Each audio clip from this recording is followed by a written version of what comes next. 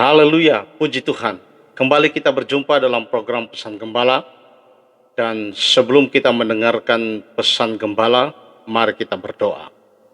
Kami memuji dan membesarkan nama-Mu Tuhan karena kebaikan dan kemurahan-Mu terus kami alami dalam hidup kami.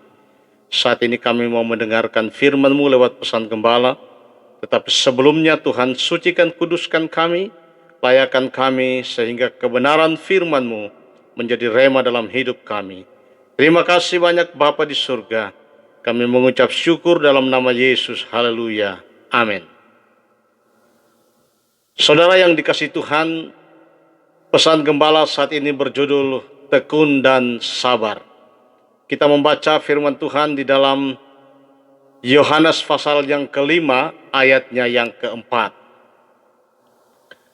Sebab sewaktu-waktu turun malaikat Tuhan ke kolam itu dan menggoncangkan air itu. Barang siapa yang terdahulu masuk ke dalamnya, sesudah goncangan air itu menjadi sembuh. Apapun jenis, apapun juga penyakitnya. Saudara yang dikasihi Tuhan Yesus Kristus, di Yerusalem dekat pintu gerbang domba, ada sebuah kolam yang dalam bahasa Ibrani disebut Bethesda. Di situ berkumpullah sejumlah besar orang sakit dengan bermacam-macam penyakit. Mereka menunggu goncangan air kolam dengan tekun dan penuh kesabaran. Sebab sewaktu-waktu turun malaikat Tuhan ke kolam itu dan menggoncangkan air itu. Barang siapa yang terdahulu masuk ke dalamnya sesudah goncangan itu, ia menjadi sembuh, apapun juga penyakitnya. Jika setiap orang sakit di situ harus menunggu dengan tekun dan sabar hingga tiba gilirannya, karena walaupun air telah bergoncang, jika ia tidak dapat masuk ke dalam kolam terlebih dahulu, sewaktu airnya bergoncang, ia juga tidak akan sembuh. Saudara yang dikasihi Tuhan Yesus Kristus, meskipun air kolam bergoncang, sulit bagi orang buta terjun ke dalamnya karena matanya tidak dapat melihat, dan mungkin ia akan terjatuh karena matanya tidak dapat melihat, dan mungkin ia akan juga mengalami banyak hal yang tidak bisa dihindarinya. Yang timpang pun sulit bergerak dengan leluasa karena kakinya tidak berfungsi dengan baik. Lebih-lebih lagi bagi orang lumpuh. Saudara, secara manusia, ia tidak punya harapan lagi untuk masuk ke dalam kolam. Sebab ia tidak dapat menggerakkan tubuhnya sama sekali. Bapak ibu saudara yang dikasihi Tuhan, kehidupan kerohanian pun mempunyai berbagai jenis penyakit. Ada yang buta rohani, timpang rohani, dan juga lumpuh rohani. Yang mengalami kebutaan rohani tidak dapat melihat perkara-perkara besar yang sedang dikerjakan Tuhan. Yang timpang rohani imannya mudah goyah oleh keadaan. Dan yang lumpuh rohaninya sama sekali tidak mampu bertindak dengan iman. Sebab terbelenggu oleh berbagai ikatan iblis. Namun semua orang sakit di kolam itu harus dengan tekun dan sabar menunggu di pinggir kolam. Bapak ibu saudara yang dikasihi Tuhan Yesus Kristus, orang Kristen sekarang ini tidak sabar menunggu waktunya Tuhan.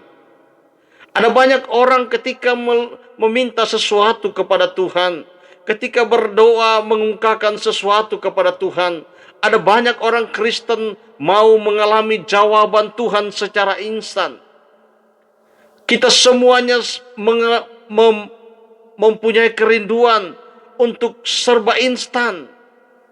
Dan jika Tuhan ternyata belum menjawab doa, ada banyak orang menjadi kecewa dan marah kepada Tuhan. Saudara, kalau kita tidak mau bertekun dan sabar seperti orang-orang di kolam Bethesda, tak mungkin kita akan mendapat jawaban dari Tuhan. Diperlukan kesabaran, diperlukan ketekunan. Saudara, Tuhan lebih tahu apa yang menjadi keperluan kita. Tuhan lebih tahu apa yang harus Dia berikan kepada kita. Tidak selamanya apa yang kita minta kepada Tuhan diberikan oleh Tuhan. Sebab Tuhan tahu apa yang terbaik bagi saudara dan saya. Saudara, kita perlu bertekun dan sabar menantikan jawaban Tuhan. Orang-orang di sekitar kolam Bethesda, orang-orang sakit yang ada di sekitaran kolam itu, mereka dengan tekun dan sabar menantikan air kolam bergoncang. Tekun dan sabar adalah kunci untuk mendapat jawaban.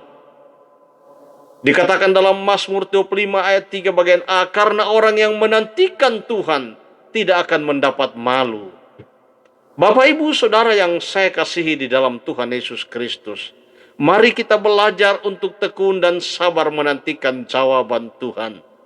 Mari kita tekun dan sabar untuk melihat mujizat Tuhan terjadi dalam hidup kita. Saudara, kalau kita tekun dan sabar menantikan waktunya Tuhan, saya yakin dan percaya, yang terbaik pasti yang kita dapatkan. Sebab Tuhan tidak pernah ingkar janji. Tuhan selalu memberikan tepat pada waktunya. Dan apa yang Dia berikan kepada kita selalu yang terbaik. Kenapa saudara yang dikasih Tuhan? Sebab Tuhan lebih tahu apa yang kita perlukan. Dia lebih tahu keadaan kita daripada kita tahu keadaan kita sendiri. Dia lebih tahu apa yang kita perlukan daripada kita tahu keperluan kita sendiri. Itulah sebabnya diperlukan ketekunan dan kesabaran dalam menantikan jawaban Tuhan. Bapak, Ibu, Saudara yang dikasih Tuhan, jangan pernah marah, jangan pernah kecewa, jangan pernah undur dari pelayanan, jangan pernah menjauh daripada Tuhan ketika engkau belum melihat jawaban daripada Tuhan, ketika engkau belum mendapatkan jawaban atas doa-doamu yang kau panjatkan kepada Tuhan. Sebab Tuhan lebih tahu siapa saudara. Dia lebih tahu kapan tepatnya harus menjawab doamu. Dia lebih tahu apa yang Dia akan berikan kepadamu. Itulah sebabnya bertekun dan sabarlah menantikan jawaban Tuhan. Sebab orang yang sabar menantikan jawaban Tuhan, orang yang menantikan Tuhan tidak akan pernah mendapat malu. Sebab Tuhan yang berjanji adalah Tuhan yang setia. Dia tidak pernah ingkar janji. Dia selalu menepati janjinya.